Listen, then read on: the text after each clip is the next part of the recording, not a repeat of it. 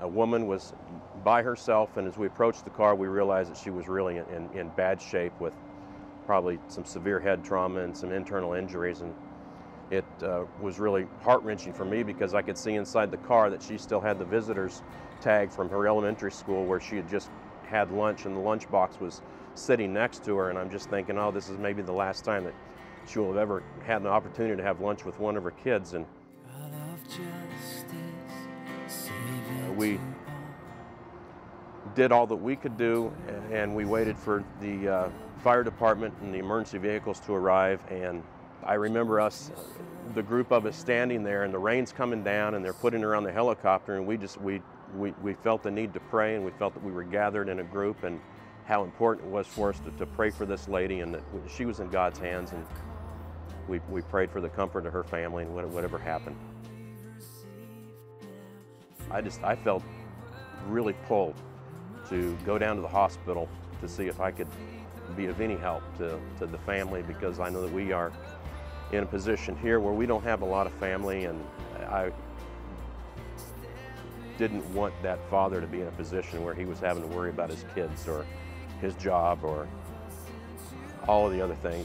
I did go to the hospital, and I met the husband's co-worker and some of his church family and his pastor. She was able to return home 3 days later and be home with her family for Mother's Day. And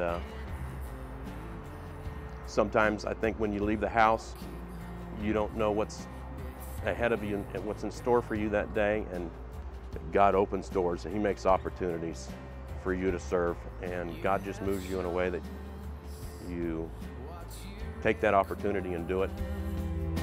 Freely we've received now, freely we will give. We must go, live to feed the hungry, stand beside. Dear God, my name is Michaela James Schwartz. I am 10 years old. We got a letter in the mail saying that we are going to lose our house on the 24th June in 2008. We need $20,000 to $25,000. So God, can you please help us? We need you, God. Thank you for helping us.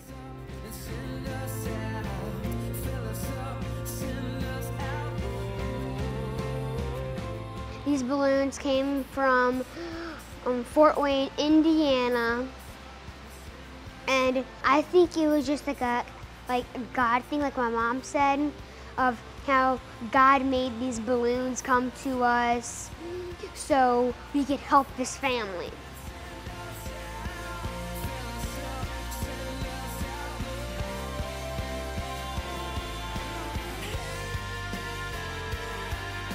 After my party, I had about $500 saved up from that. And I wasn't really quite sure what to do with it until I joined Steve Van Zant's life group at Northeast Christian Church in the 7th grade. And we would have our normal Bible studies and everything like that. But then we started talking about our service project and what we wanted to do for that. And I remembered that I had all this money saved up that I hadn't used yet.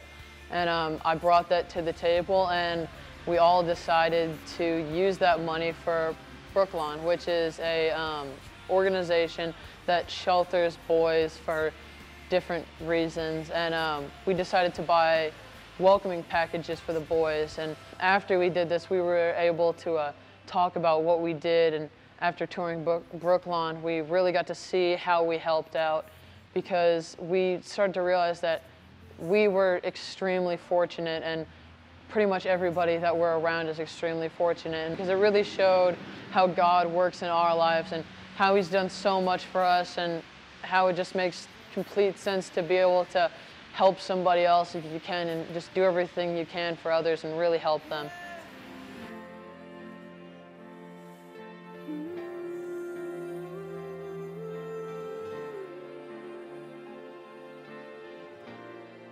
We went down, and every day we got these new these places we go to and different stuff. And just that day we went down and worked on, just did some lawns. Me and Ryan, we were just hacking like this huge cement block. And like while we're doing this lady just walks up to us, just randomly just sees some guys and just says, does anyone know how to fix a bike? And for me, that's what I do all the time. Like at home, I've built my own bike, and I just do that a lot. It's like the passion for me. We figured out though that there were a lot of more problems on the bike than we thought of. Well, that just really got to me, and just that this was their only means of transportation after the hurricane. We just decided that we were just going to buy her a new bike. So we went around and we collected money from everybody, and our leader took us up to Walmart and we bought her a new bike. And while they were all gone, I saw her sitting there all by herself, and I went and got my lunch. I went up and I asked her if she wanted my lunch, and she did. She looked really hungry, and she said she was really hungry. So it just really touched me because it was actually God trying to tell me a way that I could help people. It was the best spring break ever.